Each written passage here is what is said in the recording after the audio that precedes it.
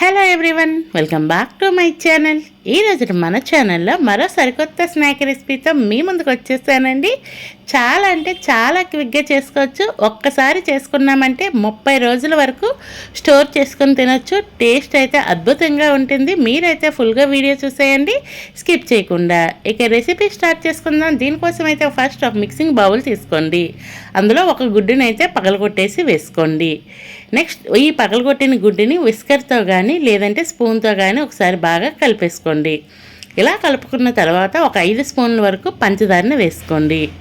ఒకవేళ స్వీట్ కాస్త తక్కువ తింటాము అనుకుంటే 1 స్పూన్ తగ్గించండి. అలాగే ఒక పావు స్పూన్ వరకు బేకింగ్ పౌడర్, ఒక 2 స్పూన్ల వరకు నూనెని నార్మల్ కుకింగ్ ఆయిల్లో వేసుకోండి. అలాగే ఒక చిటికెడు అయితే ఉప్పును వేసుకోండి. ఉప్పును వేసుకున్నాక ఇక్కడ ఒకవేళ బేకింగ్ పౌడర్ లేకపోతే వంట సోడాని ఒక చిటికెడు వేసుకోండి. అలాగే ఒక హాఫ్ స్పూన్ వరకు యాలకుల పొడి వేసుకోండి. యాలకుల పొడి లేదంటే వెనిలా ఎసెన్స్ ఉంటే వెనిలా ఎసెన్స్ వేసుకోండి. వేసుకొని దీంట్లోనే ఒక 2 స్పూన్ల వరకు నీళ్ళని వేసుకోండి. నీళ్ళని కూడా వేసుకొని విస్కర్తో కానీ ఫోర్క్తో కానీ బాగా ఇలాగా ముద్దగా అంటే ఫ్లఫీగా వచ్చేంత వరకు బీట్ చేసుకోండి. నెక్స్ట్ అయితే 1 కప్పు వరకు ఇక్కడ మైదాని లేదా గోధుమ పిండిని వాడుకొని మొత్తం ఈ పిండి అంతా బాగా ఇందులో కలిసే విధంగా కలిపేసుకోండి. ఒకవేళ పిండి లూజ్ అయిపోతే, పిండి సరిపోకపోతే ఒక 2 స్పూన్ల వరకు పిండిని వేసుకోండి. ఇంకా పంచదార కొలతల్లో చెప్పాలంటే 1 కప్పు పిండి తీసుకున్నామంటే పావు కప్పు వరకు పంచదారని తీసుకోండి. బెల్లంతో కూడా చేసుకోవచ్చు, బెల్లం పౌడర్ వేసుకొని కూడా చేసుకోవచ్చు. ఇలా మొత్తం అంతా పిండిని ఒకసారి బాగా చేతితో నేను చూపించే విధంగా కలిపేసుకోండి.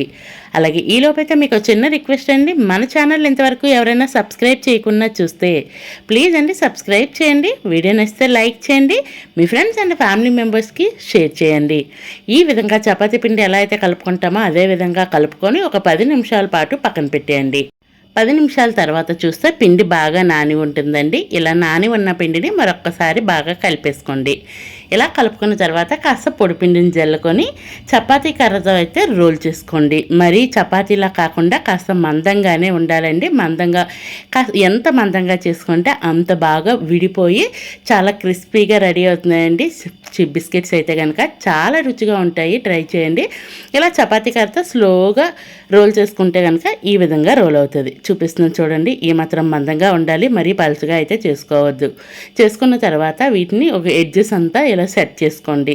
చాక్తో కానీ చేతితో కానీ ఇలా ఎడ్జెస్ సెట్ చేసుకొని ఇటువైపు అటువైపు ఉన్న చివర్లు అయితే కట్ చేసుకోవాలి. చాలా ఈజీగా చేసుకోవచ్చు. రుచి అయితే అద్భుతంగా ఉంటుందండి. పిల్లలకైతే ఇంకా బాగా నచ్చుతుంది. ఇటువైపు అటువైపు చివర్లు కట్ చేసేయండి. మళ్ళీ ఇటువైపు కూడా కట్ చేసుకొని మనకి ఎలా అంటే స్క్వేర్స్ బిట్లాగా అయితే కనుక పొడుగ్గా రావాలి. అలాగే ఇంకా మన ఛానల్లో మంచి స్నాక్ రెసిపీస్ ఉన్నాయండి. మీకు టైం కుదిరితే కనుక వాటిని కూడా చూడటానికి ట్రై చేయండి. అలా కట్ చేసుకున్న తర్వాత నేను రెడీ చేసుకున్న దీనికైతే ఒక 4 స్ట్రిప్స్ లాగా అయితే కట్ చేసుకుంటున్నాను. ఈ 4ని కట్ చేసుకున్న తర్వాత సైడ్కి తీసుకోండి. మళ్ళీ ఇలా అన్ని సైడ్ని తీసుకున్న తర్వాత మళ్ళీ ఒకదాన్ని తీసుకోండి. ఒకదాన్ని తీసిన తర్వాత నేను షేప్ అయితే కరెక్ట్గా వీడియోలో చూపిస్తున్నాను చూడండి. ఈ విధంగా ఫస్ట్ ఎడ్జ్ కట్ చేసి ఇలా క్రాస్గా కట్ చేసుకుంటే కనుక మనకి ఈ విధంగా రెడీ అవుతాయి. అన్నింటినీ ఇదే విధంగా కట్ చేసుకోవాలి. అలాగే ఇంకా మీకు ఏమైనా స్నాక్స్ కావాలనుకున్నా లేదనుకుంటే నాకు ఏదైనా చెప్పాలి అనుకుంటే ప్లీజ్ అండి కామెంట్ బాక్స్ ద్వారా తెలియచేయండి. అన్నింటినీ ఇలా కట్ చేసిన తర్వాత మళ్ళీ మీకు చూపిస్తున్నాను చూడండి. ఏమాత్రం మందంగా అయితే ఉండాలండి. ఇలా ఉన్న అన్నింటినీ కట్ చేసుకొని ఒక ప్లేట్లోకి తీసుకోండి. నెక్స్ట్ అయితే కనుక స్టవ్ వెలిగించి ఒక కళాయి పెట్టేసుకొని కళాయిలో ఆయిల్ వేసుకొని ఆయిల్ అయితే కాస్త గోరువెచ్చగా అయ్యేంత వరకు మాత్రమే వేడి చేసుకోండి. ఆయిల్ గోరువెచ్చగా ఉన్నప్పుడు మనం 1 by 1 వీటిని అయితే ఆయిల్లో వేసుకోండి. మరీ ఎక్కువ వేసుకోవద్దు, కాస్త తక్కువగానే వేసుకోండి. ఎందుకు అంటే ఇవి వేగినాక కాస్త ఉబ్బుతాయి. స్పేస్ ఎక్కువగా ఉంటే మనకి ఈ రెసిపీ అనేది బాగా వస్తుంది. లో ఫ్లేమ్లో పెట్టేసి వాటంతటా అవి పైకి తేలేంత వరకు కదపకుండా వదిలేయండి. చూస్తున్నారు కదా, వాటంతటా అవి పైకి తేలుతున్నాయి. అలాగే క్రాక్స్ లాగా అయితే వస్తున్నాయి. ఇలా క్రాక్స్లా వస్తే లోన వరకు కుక్ అవుతుంది. అలాగే మనం తినేటప్పుడు చాలా క్రంచీగా ఉంటాయి ఈ బిస్కెట్స్ అయితే కనుక ట్రై చేయండి ఖచ్చితంగా. ఇంట్లో వాళ్ళందరికీ చాలా బాగా నచ్చుతుంది.